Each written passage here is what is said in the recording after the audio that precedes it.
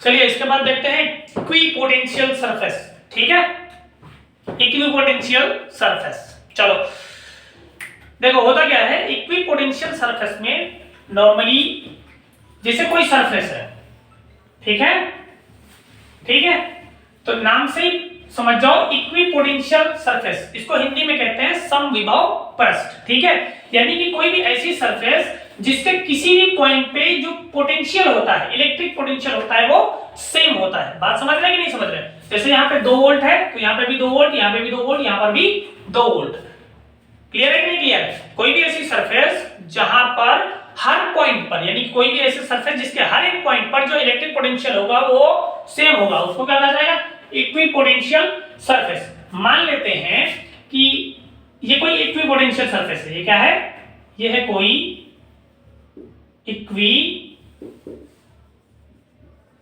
Potential surface. ठीक है, तो ये एक पॉइंट है ए और एक ये पॉइंट हो गया बी। बात समझ रहे कि नहीं समझ रहे? और यहां से हमने एक चार्ज लिया Q, इसे हम क्या कर रहे हैं, इस A से कहां तक लेके जा रहे हैं? B तक लेके जा रहे हैं। और ये चार्ज हमने मान लिया कितना कूलम है? 1 कूलम का है। ठीक है, जो चार्ज है वो 1 कूलम, यानी कि हमने सपोज किया कि कोई 1 कूलम चार्ज है जिसको हम A पॉइंट से B पॉइंट तक लेके जा रहे हैं। तो अब एक बात समझिए, अगर ये इक्विपोटेंशियल सरफेस है, ठीक है, तो इसके हर एक पॉइंट पे इलेक्ट्रिक पोटेंशियल सेम होगा, जितना A पे होगा उतना ही B पे होगा। यानी कि मान लो A पे क्या मान लिया हमने? VA, और B पे क्या मान लेते हैं? VB। यानी कि VA और ये VB सेम होगा कि नहीं? सेम होगा, क्योंकि इक्विपोटेंशियल है, सेम होना चाहिए। ठीक, अब जो इलेक्ट्रिक पोटेंशियल का फॉर्मूला होता है वो क्या होता है? Work done in per unit charge is also equal to difference between the potential. बात समझ रहे हैं कि नहीं समझ रहे? क्लियर है कि नहीं क्लियर है? यही तो फॉर्मूला होता है पोटेंशियल एनर्जी का। तो अगर इस पे हम इस रूल को अप्लाई करें तो देखिए, हम यहाँ पर VA इक्वल टू VB लिख सकते हैं कि नहीं लिख सकते हैं फॉर्मूले से? अरे लिख सकते हैं ना। तो ये क्या हो जाएगा? ये हो जाएगा VB इक्वल्स टू VA। अगर हम जब इसे पुट करेंगे तो हम देखेंगे VB माइनस VA की जगह पे क्या? VB equals to W upon Q। तो ये तो कैंसिल हो जाएगा, यह क्या होगा? 0। तो 0 Q का मल्टीप्लाई 0 इक्वल्स टू W, यानी वर्क डन कितना आएगा? 0। तो इससे हमें क्या मिलता है? इससे हमें यह पता चलता है कि अगर कोई इक्विपोटेंशियल सरफेस है, ठीक है, और इक्विपोटेंशियल सरफेस पे किसी भी चार्ज को एक पॉइंट से दूसरे पॉइंट तक हम क्या कराते हैं? मूव करवाते हैं, तो जो वर्क डन होगा वो क्या होगा? 0 होगा। बात समझ में आ गई कि नहीं आ गई? क्लियर है? समझ गया? चलिए इसके आगे हम इसकी, ये तो एक कंडीशन हो गई, ठीक है, इसके आगे हम इसकी दूसरी कंडीशन को भी जरा देखते हैं। ठीक है, इसकी जो दूसरी कंडीशन होती है, तो ध्यान रखना, जो इक्विपोटेंशियल सरफेस होता है, तो जो इलेक्ट्रिक फील्ड होती है वो हमेशा इक्विपोटेंशियल सरफेस के परपेंडिकुलर होती है। क्या समझे? जो इलेक्ट्रिक फील्ड होगी वो इक्विपोटेंशियल सरफेस के परपेंडिकुलर। तो इस बात को हमें प्रूव करके देखना पड़ेगा, क्योंकि हवा में कोई बात नहीं होगी। ठीक है, तो आइए देखते हैं। भाई बात समझो, जब भी किसी भी चार्ज को, एक बात तो जानते होगे, अगर किसी भी चार्ज को इलेक्ट्रिक फील्ड में रखोगे, बात समझ रहे हो कि नहीं समझ रहे हो? तो इलेक्ट्रिक फील्ड में रखने से उस पर एक इलेक्ट्रोस्टैटिक फोर्स काम करता है। कौन सा? F equals to EQ। काम करता है कि नहीं करता है? अरे करता है ना।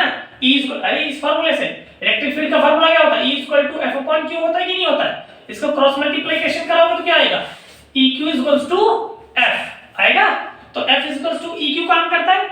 ठीक है, अब एक बात समझिए, हमने कहा हम यहाँ कितने कूलम चार्ज के लिए निकाल रहे हैं? 1 कूलम चार्ज के लिए निकाल रहे हैं। अगर यहाँ हम Q इक्वल्स टू 1 पुट कर दें तो हमें क्या मिलेगा? F इक्वल्स टू E मिलेगा कि नहीं मिलेगा? मिलेगा, यानी कि जो फोर्स होगा वो इलेक्ट्रिक फील्ड के इक्वल आ जाएगा। ठीक है, तो अगर देखिए हम क्या कर रहे हैं, मान लो इस 1 कूलम चार्ज को A से B तक लाने में हम डिस्प्लेसमेंट किया dr। क्या किया? dr वेक्टर, है ना, हमने डिस्प्लेसमेंट कर लिया। तो अगर हमने dr डिस्प्लेसमेंट किया और हम वर्क डन निकालें, वर्क डन क्या निकालेंगे? W A से B तक ले जाएंगे आप, तो W AB इक्वल्स टू क्या होगा? Force into displacement. तो फोर्स क्या होगा? F डॉट डिस्प्लेसमेंट क्या कर रहे हैं हम? dr कर रहे हैं कि नहीं कर रहे हैं भाई? कर रहे हैं। ठीक है, चलिए तो अगर इसी पे काम करेंगे तो हमें मिलेगा WAB इक्वल्स टू, अब ध्यान दीजिए ये इक्वेशन देखिए, जब हम 1 कूलम चार्ज के लिए काम करेंगे तो जो फोर्स होगा वो इलेक्ट्रिक फील्ड के इक्वल में होगा ऑलमोस्ट। तो हम F इक्वल टू क्या लिख रहे हैं, E vector dot dr vector.